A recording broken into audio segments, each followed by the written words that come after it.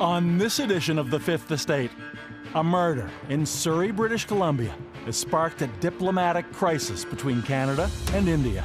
Any involvement of a foreign government in the killing of a Canadian citizen on Canadian soil is an unacceptable violation of our sovereignty. The brazen killing on Father's Day of a man outside his place of worship would reveal a story many might not know is happening in Canada, an independence movement to create a country on the other side of the world. That's the reason they killed Niger. That's the reason they wanted to kill me. We gain exclusive access to the front lines of that movement. With eyewitnesses and surveillance video, we piece together a plot that has to be seen to be believed. We were warned of the imminent threat of assassination to us. I'm Bob McEwen. This is The Fifth Estate.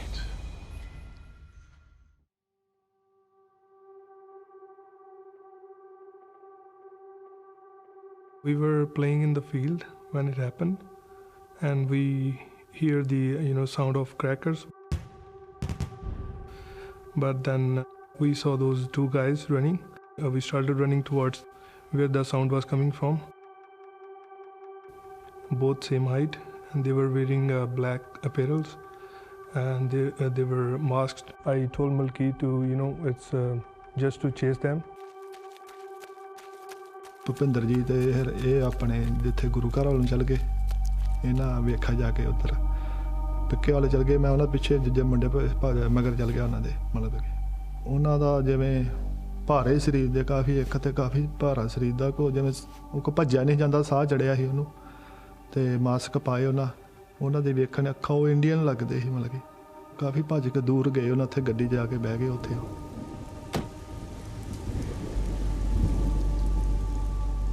I tried to press his chest and try to shake and to see if he was breathing, but he was totally unconscious. He was not breathing. Police in British Columbia say the man killed outside a Sikh temple Sunday night appears to have been targeted. They've identified the shooting victim as the temple's president, Hardeep Singh Nijjar.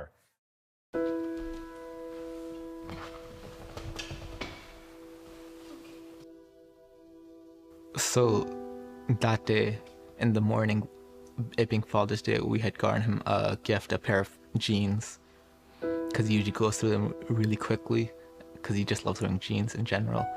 And we had gotten him his regular size. He joked that, you got me a size too big. And I joked that, we'll see. And he said, don't worry, within like a week or two, you're gonna have to go exchange these jeans and get me a size smaller. And I said, if you do that, I'll buy you 5 more. That's how I went about in the morning.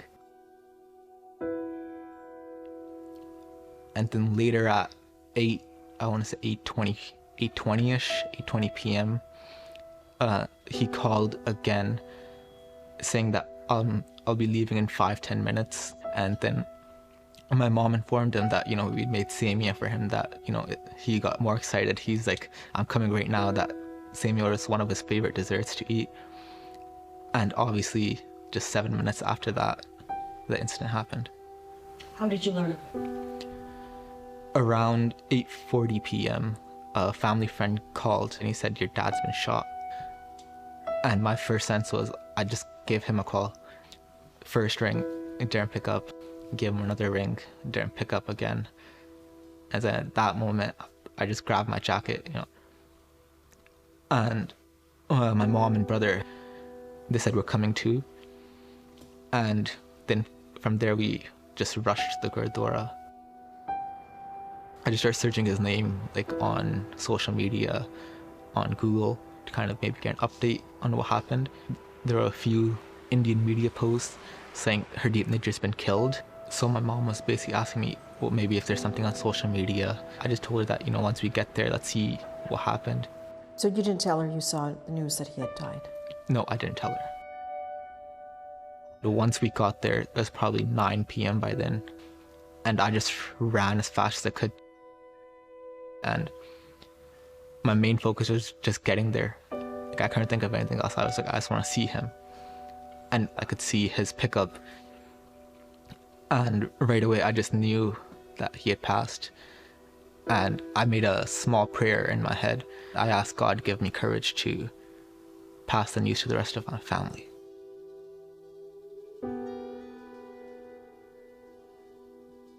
News coming in this Monday morning, Khalistani terrorist has been shot dead in Canada. Army terrorist Hardeep Nijjar has been killed. The word Khalistani means someone who supports the creation of an independent Sikh country called Khalistan.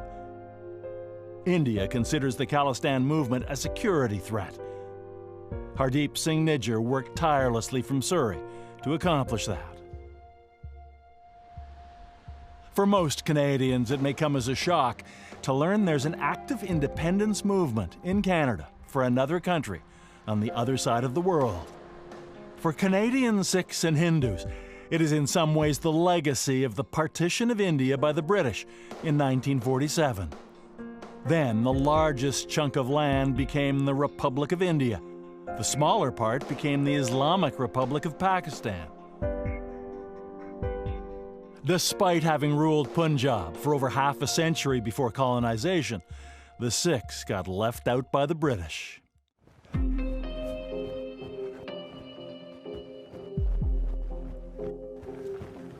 Dan Stanton was a senior Canadian intelligence officer for 30 years. During that time, he investigated extremism, including within the Sikh community. He said it was an issue in Canada in the 1980s, but has long since died out. Stanton retired from CSIS 4 years ago. Who is Hardeep Singh Nijjar? He's a Canadian. He was an activist, and he did promote the idea of Khalistan. I have my doubts that he was a terrorist. The Indian government has a proven track record of, in many ways, wanting to denigrate the Sikh community in Canada. What's the truth about Sikh extremism? There's new evidence that the Indian government has embarked on a campaign to give Sikhs a bad name. There are even some conservative MPs who are beginning to wonder if Ottawa is being misled by New Delhi. And so they'll often create this illusion that there's all these Sikh terrorists in Canada going around. So I'm skeptical about the assertions that he was a terrorist. We asked the Indian High Commission in Ottawa to let us know what the evidence is that Nijjar was a terrorist, but they never responded to us. This is video that the mainstream Indian media use in their reporting about Nijjar, identifying him as the person shooting the firearms here, claiming he ran a terrorist training camp in BC. But the person in this video seems to bear no resemblance to Nijjar. So we investigated. People in Surrey who should know have confirmed the man in this video is not Hardeep Singh Nijjar. In fact, through friends and family, we were able to confirm his identity. But for his safety, we're not releasing his name. Where's the line between free speech and fomenting dissent? People have to actually do things to support terrorism. It could be, providing money, funds, things like that. And so it's like a checklist. And if the individual isn't going through that checklist, so to speak, they remain an activist. One method the Indian government uses to conduct its propaganda campaign inside this country is this. It distributes a mountain of Indian newspapers, free and unsolicited, to a number of Sikh businesses. Then there are other government publications like this one, which states that Sikhs in Vancouver are receiving combat training at the YMCA. That's something that came as a complete surprise to the Y.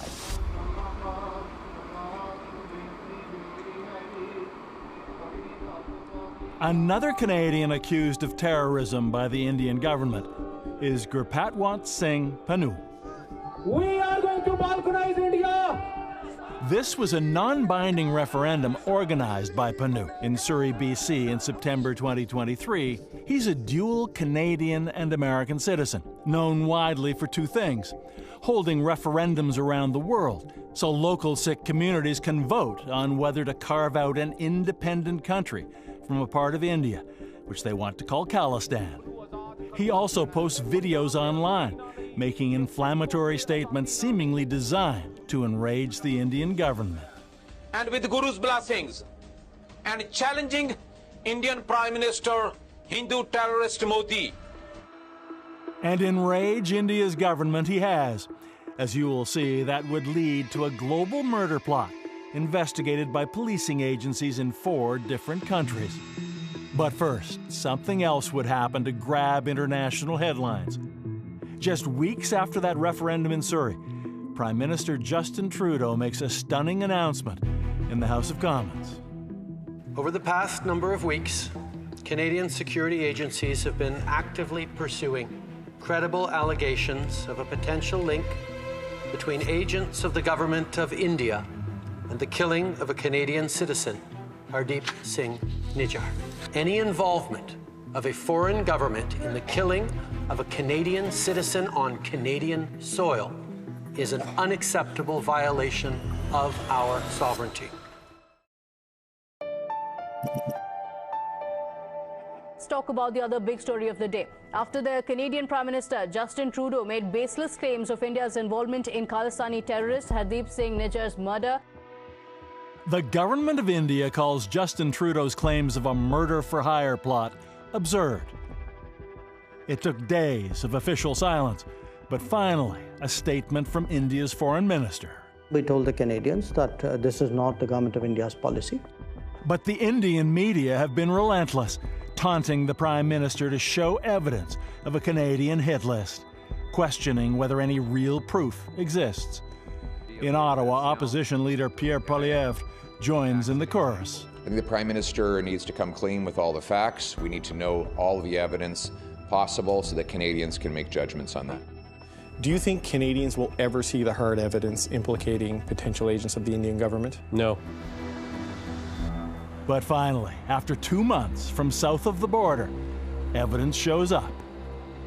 American authorities were quietly working to thwart an alleged murder-for-hire plot on U.S. soil linked to the Indian government. Court documents are unsealed in New York, detailing an Indian plot to kill an unnamed Sikh lawyer, a dual citizen of Canada and the U.S.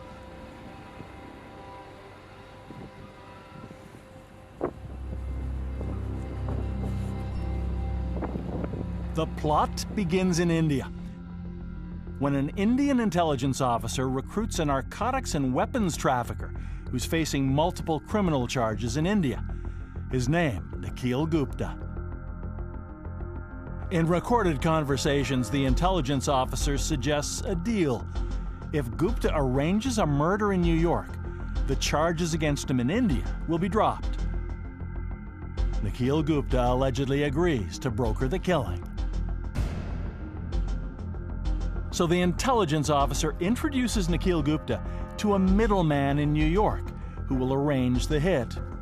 Unknown to the plotters in New Delhi, that man is a double agent who's also working for the U.S.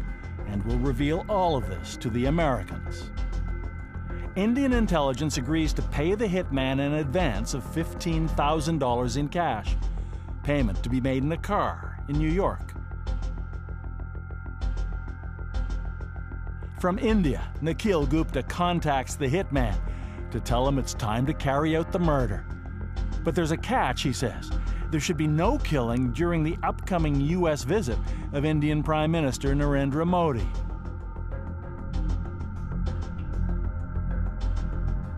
Now the plan is about to go into high gear. Nikhil Gupta video calls the hitman to tell him that there is a big target in Canada. 2 days later, Gupta confirms, we will be needing one good team in Canada also. 4 days after that, on Father's Day 2023, Hardeep Singh Nijjar is gunned down in Surrey, BC. A few hours later, the Indian intelligence officer sends Gupta a video clip showing Nijjar's bloodied body slumped in his Dodge Ram truck. It strongly suggests that the folks who carried out the assassination took the pictures and sent proof home. Now it's time for the hit on the New York lawyer. Nikhil Gupta relays the message to the hitman that the killing must be done quickly because there are 3 others in Canada they need to eliminate before the end of the month. But 10 days later, at the request of the U.S. government, Nikhil Gupta is arrested in the Czech Republic, charged with conspiring to murder the unnamed lawyer in New York. Gupta is currently awaiting extradition. The name of the intended victim in New York is not included in the unsealed indictment. But we now know it was Gurpatwant Singh Pannu, a man with a bounty on his head. Though he gives interviews over the phone and on video calls from time to time, he rarely meets with journalists in person.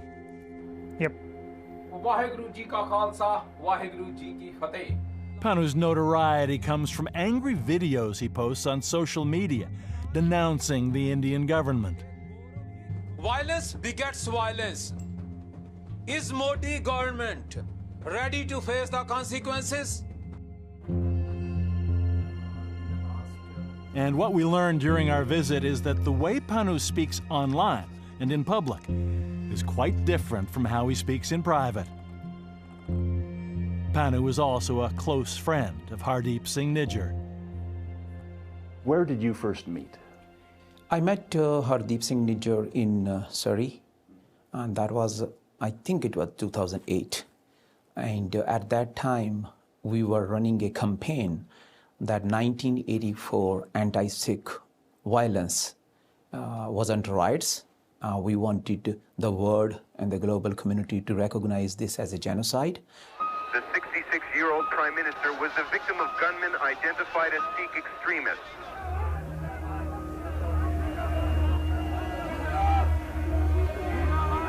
In 1984, Indian Prime Minister Indira Gandhi was killed by 2 Sikh bodyguards, retribution for an attack on the Sikh holy site called the Golden Temple.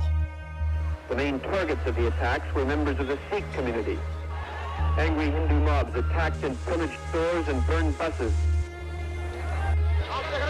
Soon, violence against Sikhs erupted across India, killing 3,000 according to the Indian government. Sikhs say it was really many more than that, and the killings were state-sponsored. Genocide, they called it.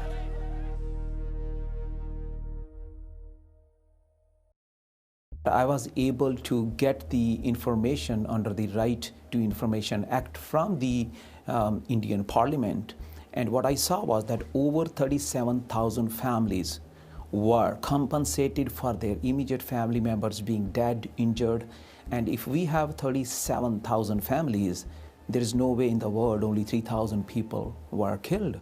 Can you tell us where and when you were when you learned about his death?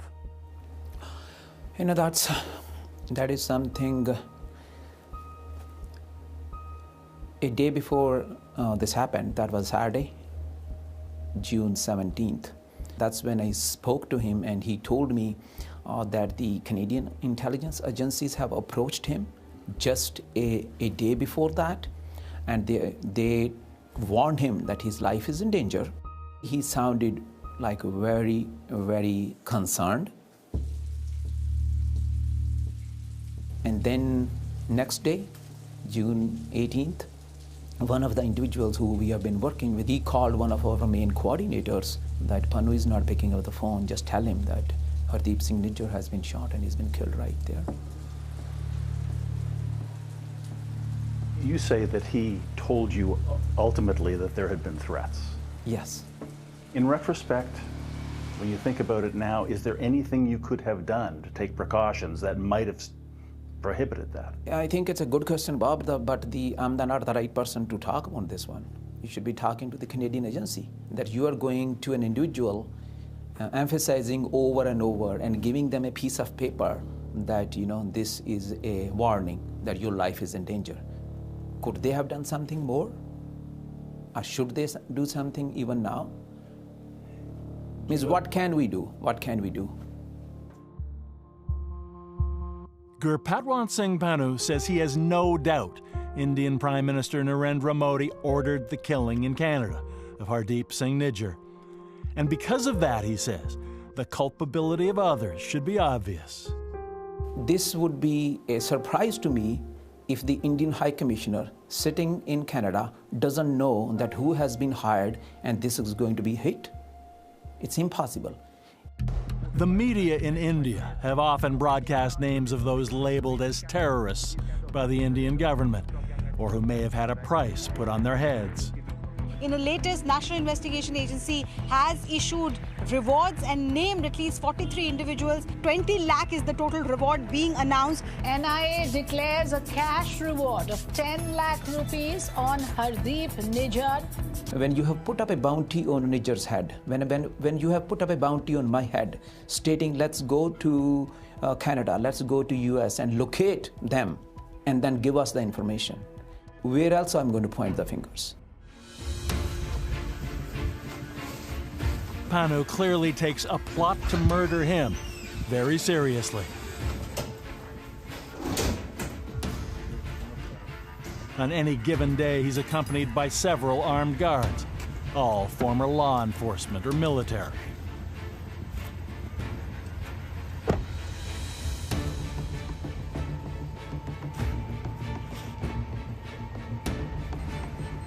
Before Panu enters his house, which is in a gated community, his guards go in first and search it room to room.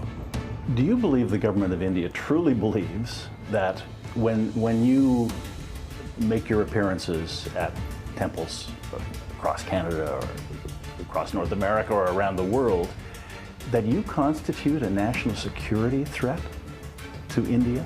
That is the disconnect between the Indian democracy and the Western democracy. We follow the international laws and we campaign that let the Sikh people, the indigenous people of Punjab, give them a chance to vote. That's the reason they killed Nijjar. That's the reason they wanted to kill me, to stop a peaceful democratic process of Khalistan referendum. Panu says he doesn't like to speak about the plot to kill him, that it distracts from his cause. Cheers. But he is also skeptical about how far American and Canadian leaders are really willing to go against India. Making deals. While a US court and Department of Justice is saying and indicting an individual who was acting on behalf of the Indian agencies to have a plot and to kill me. And luckily, with Guru's blessings, I'm sitting with you today talking just because Indian agents picked up the wrong shooter. And in Nijjar's case, unfortunately, they picked up the right shooter. It's a cause Panu says he's willing to die for, but he also says he wants to live long enough to achieve his ultimate goal, an independent Sikh homeland, to be known as Khalistan. During the production of this documentary, we had unrestricted access to Gurpatwant Singh Panu at the gym, his home, and traveling from location to location. The only condition was that we not disclose our movements or his security details to anyone else. Panu has now held several non-binding referendums in Canada for Sikhs to vote on whether they want that independent Sikh country to be created. But on this day, he's heading to San Francisco to hold a referendum for American Sikhs for the first time. For now, two questions still linger. Will American Sikhs turn out to support him in the same large numbers that Canadian Sikhs did? And what will happen to him and the other targets of those murder-for-hire plots on Canadian and U.S. soil?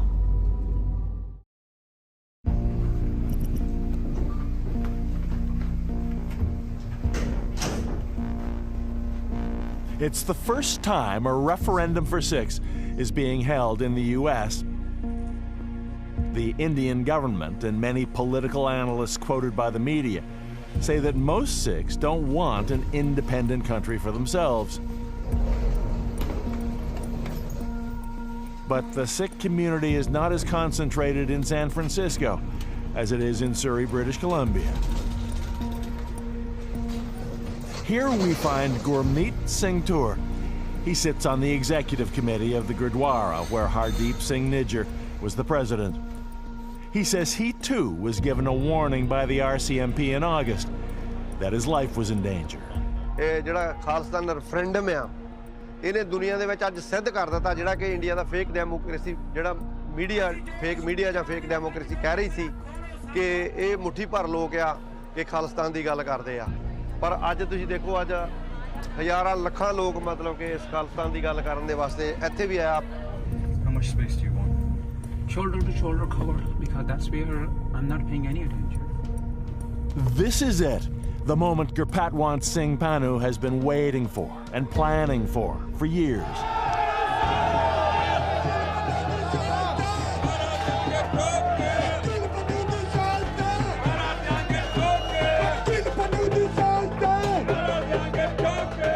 To finally see the level of support American Sikhs will give him in his quest for an independent state. And the crowd doesn't disappoint. Tens of thousands show up, so many that not everyone is able to vote before the polling station closes. ਤੁਹਾਡੇ ਸਾਹਮਣੇ ਖੜੇ ਆ as ਲੈਨੇ ਆ ਪੰਜਾਬ ਆਜ਼ਾਦ ਕਰਾਵਾਂਗੇ ਸ਼ਰੀਰਿਕ ਮੌਤ ਤੋਂ ਨਹੀਂ ਡਰੀਦਾ ਖਾਲਿਸਤਾਨ ਜਿੰਦਾਬਾਦ ਖਾਲਿਸਤਾਨ ਜਿੰਦਾਬਾਦ ਖਾਲਿਸਤਾਨ ਜਿੰਦਾਬਾਦ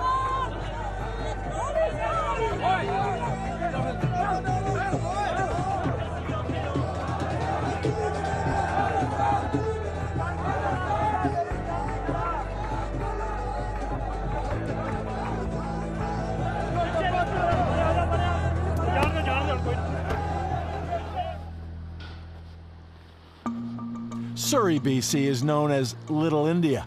A third of its population are Canadians of Indian origin.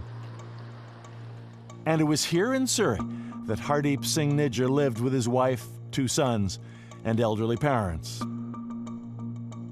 He ran a successful plumbing business, his truck still a familiar sight around Surrey. And according to the unsealed U.S. murder indictment, he was one of the top targets on the Indian government's Canadian hit list. So who were the 3 other unnamed targets described as being of greater value to India than Nijjar in that unsealed indictment? There may be clues in the murder of another Sikh killed in Canada the year before, 2022. Repudaman Singh Malik, a man acquitted in the 1985 Air India bombings, was shot dead yesterday in what police believe was a targeted killing. Maninder Singh is spokesperson for the BC Gurdwaras Council. He knows the Malik family well. I think there is definitely within the community more of an inclination towards that this also was the hand of the Indian government through their intelligence operatives. We understand this is a high-profile international story. However, we urge not to speculate as to the motive, as our homicide investigators will be following the evidence. 2 weeks after Malik's death, police announced they had charged 2 men who've pleaded not guilty. Trial is set for October. Malik's family declined to be interviewed about the murder. Malik's eldest son, Jaspreet. I have in the past been critical of certain members of the RCMP in the way they handled the Air India investigation.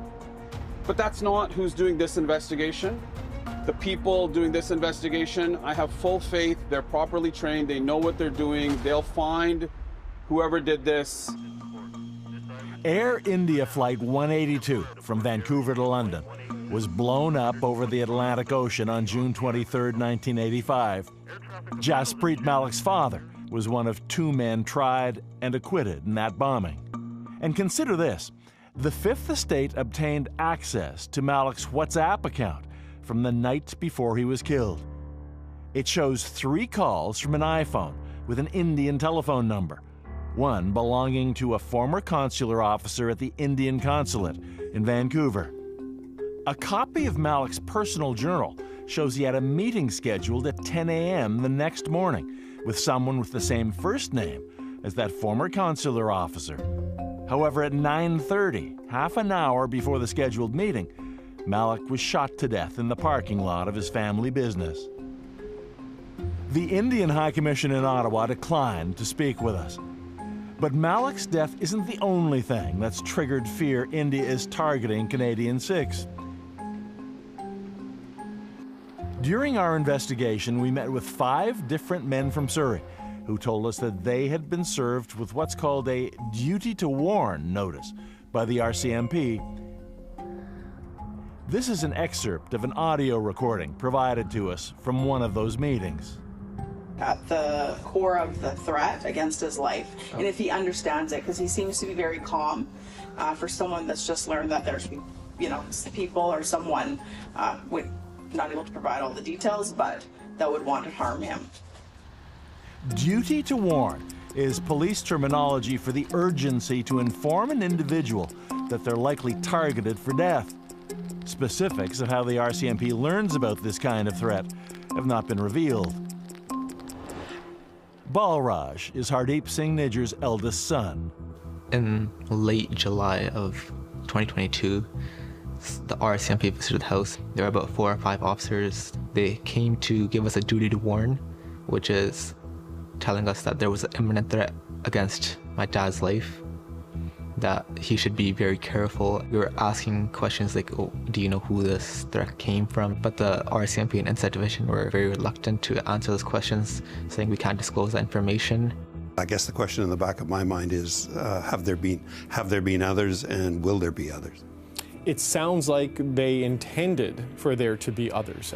If you read, well, there may already have been. Who knows exactly? Because there are a number of Sikh killings of Sikhs in Canada which have gone unsolved. That includes questions being raised about Malik's murder. The details of how he was killed are similar to how Hardeep Singh Nijjar died a year later. Both men were ambushed in their vehicles. In both cases, there were 2 alleged shooters. Which brings us to this question. Who were the other 3 unnamed Canadian targets mentioned in that U.S. indictment?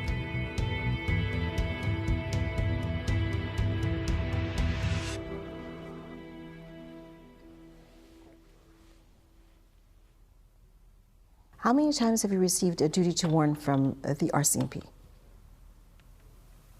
I've received 1 duty to warn in July 2022. That warning came immediately after Repudaman Singh Malik was shot to death. In many of our minds, we were actually a world away from that violence, from those human rights abuses, that extrajudicial murder that was happening for, 15, 20 years in Punjab. So with Hardeep's assassination, it actually made us realize that we're not out of that zone of influence or India's reach. We're very much within it. Maninder Singh is a staunch supporter of an independent Khalistan and one of Nijjar's best friends. Unlike other targets like Nijjar and Panun, Maninder was born and raised in Canada, which may make him more relatable for Canadian-born Sikhs than the others are. And it seems those from the community may tend to listen to him. So much so, in fact, that on the night Hardeep Singh Nijjar was killed, Maninder was able to control a highly emotional crowd. A pretty large crowd of a few thousand people gathered within 30 to 45 minutes. I spoke there for about 10 minutes, letting everyone know this is how we take this as a people, and for everyone to basically, in that moment, keep the peace. Maninder Singh says there was no one else he was closer to than Nijjar. It was a relationship that was built not only on friendship, but also on a movement where we felt like we were soldiers in this movement for our people, for getting them justice, for getting them sovereignty. And I think for 15 or 17 years, it almost feels like you were in a bunker with someone. And every moment of existence was tied together.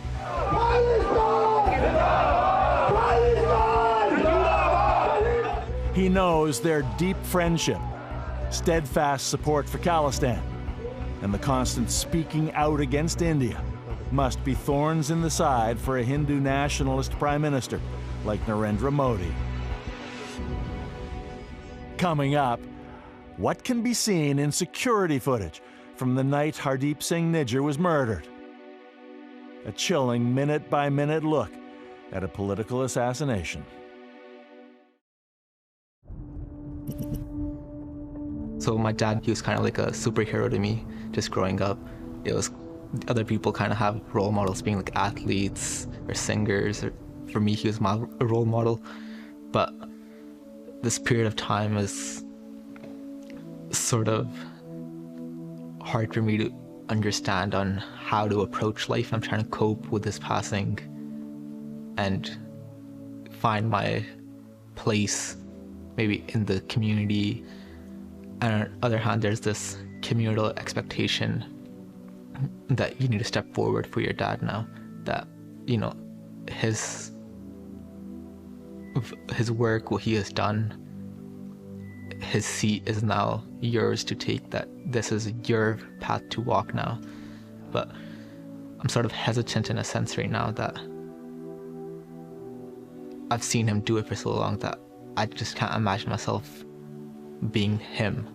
There'll be a lot of people trying to take advantage of us, trying to use us politically for their own advancement. And it's kind of difficult to understand if someone's acting as dad's friend or if they want to just use it for their betterment. Now 22, Balraj Nijjar has followed a very different path from that of his father. Admitted to the University of Toronto's medical school, among the toughest in the country, he wants to practice medicine in rural Canada, where there's a shortage of physicians. I was supposed to start in September, but obviously following his passing and just reading the situation, I had to postpone the admission.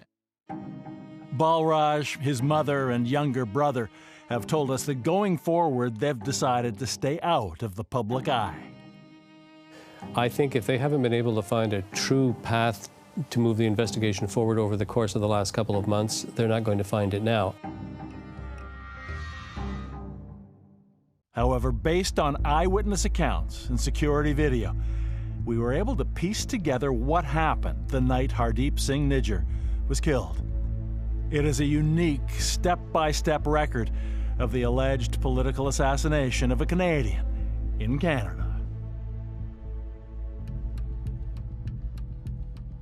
It is Father's Day 2023, just before sundown. Hardeep Singh Nijjar walks out of the Surrey Sikh temple, called the Gurdwara. This is the last known footage of him alive. Walking behind is Gurmeet Singh Toor, who we met in Surrey, and who says he also was warned by the RCMP that his life is in danger. Soon, Nijjar's truck is seen pulling out of its parking spot, driving down the laneway that leads out of the lot. Then a white sedan appears on the other side of the lane. When Nijjar's truck speeds up, the sedan does too. The white car suddenly pulls ahead of the truck and comes to a stop in front, blocking Nijjar, who seems trapped in his pickup. Suddenly, two men in hoodies appear near the exit and run towards Nijjar. They point firearms at the driver's seat, and they begin to shoot. Then the white sedan exits the parking lot and disappears from view. The two men in hoodies follow, running in the same direction. Gurdwara member Malkeet Singh, who was nearby, told us he saw the two men in hoodies get into a silver Toyota Camry. This is security camera footage of that vehicle. ਐਂ ਲੱਗੇ ਇੱਕ ਗੱਡੀ ਉੱਥੇ ally ਜਾਂ ਘੁੰਮ ਕੇ ਆਉਂਦੀ ਆ ਉਹਦੇ ਵਿੱਚ ਤਿੰਨ ਜਣੇ ਹੋਰ ਬੈਠੇ ਸੀ ਉਹਦੇ ਵਿੱਚ ਗੱਡੀ ਦੇ ਕਿ ਜਿਹੜਾ ਕਾਫੀ ਮੋਟਾ ਹੈ ਨਾ ਉਹ ਗੱਡੀ 'ਚ ਇਹਦਾ ਮੈਂ ਲੱਗਾ ਰਾਈਟ ਸਾਈਡ ਦੂਜਾ ਆਪਾਂ ਗਨ ਫਾਇਰ ਕੀਤਾ ਹੋਵੇ ਜਾਂ ਉਹਨਾਂ ਮੈਗਜ਼ੀਨ ਕੱਢਿਆ ਹੁੰਦਾ ਉਹ 'ਚ ਸਮੈਲ ਆਉਂਦੀ ਆ ਬਹੁਤ ਧੂੰਏਂ ਦੀ ਜਾਂ ਕਿੱਦਾਂ ਉਹ ਸਮੈਲ ਸਾਨੂੰ ਬਹੁਤ ਆਈ ਉੱਥੇ. With at least 6 men and 2 vehicles, it seems clear that Hardeep Singh Nijjar's murder was a large, well-organized operation. This is the actual security camera footage from that day. It is somewhat difficult to see because it's taken at a distance, so I've slowed it down. This is Nijjar's truck on the right of the screen, and this is the white sedan on the left.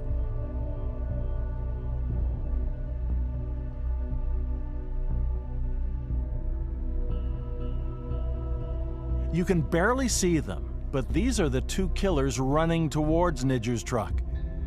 It's at this moment that the shooting begins. And the white sedan pulls away. The two men are running in the same direction. At this point, Hardeep Singh Nijjar is either dead or dying.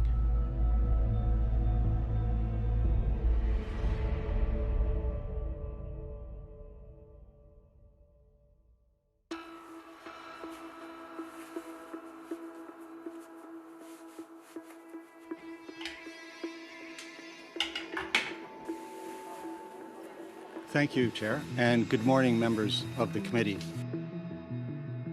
The public hearing into foreign political interference in Canada is now underway, examining which countries may be trying to interfere with and influence the outcome of elections in Canada. Initially, it had only looked at China and Russia. It now will also look at Indian interference. Dan Stanton, former chief of counterterrorism for the Canadian Security Service CSIS, is among the experts called to testify. Looking back on your years with CSIS, can you estimate how much of your time then would have been consumed by issues that we would now consider to be foreign interference? At least 50% of it is what today would be seen as foreign interference. Right. How was it seen then? Well, back then, it was more state-on-state espionage, and foreign interference was more targeting diaspora communities. There wasn't what we understand is the case where some of these states have actually targeted our electoral processes and targeted members of parliament and things like that. So the threat has kind of evolved and become more sophisticated. And then later, at certain times in my career, the issue of Indian foreign interference would pop up because it had been kind of a consistent threat, but not to the point that it appears to be now. That might seem an understatement. Journalist Sam Cooper reported that Indian agents appeared to have interfered in the federal Conservative Party's leadership race in 2022. A CSIS intelligence assessment stated that Indian agents purchased party memberships for one candidate in order to undermine the candidacy of another, specifically Brampton Mayor Patrick Brown. Mr. Brown, you're up. How did you respond on a gut level when you saw that? In some ways, I wasn't surprised because my experience with foreign interference is that over time, they become more sophisticated and they become a little bolder. But Sikh separatist Gurpatwant Singh Pannu refuses to give up. Later this month, on March 31st, he will hold a second referendum in the U.S., in Sacramento, California. He says one way or the other, it will be the next step in the creation of an independent country for the Sikhs, carved out of India, which they will call the Republic of Khalistan. India will never agree to giving up Punjab. To what end do you hold these referendums? India should basically learn from the history of the British rulers. Whoever used to say that their ruler's sun never sets, but one day it did. You mark my word, between 11 years to 21 years we'll be free.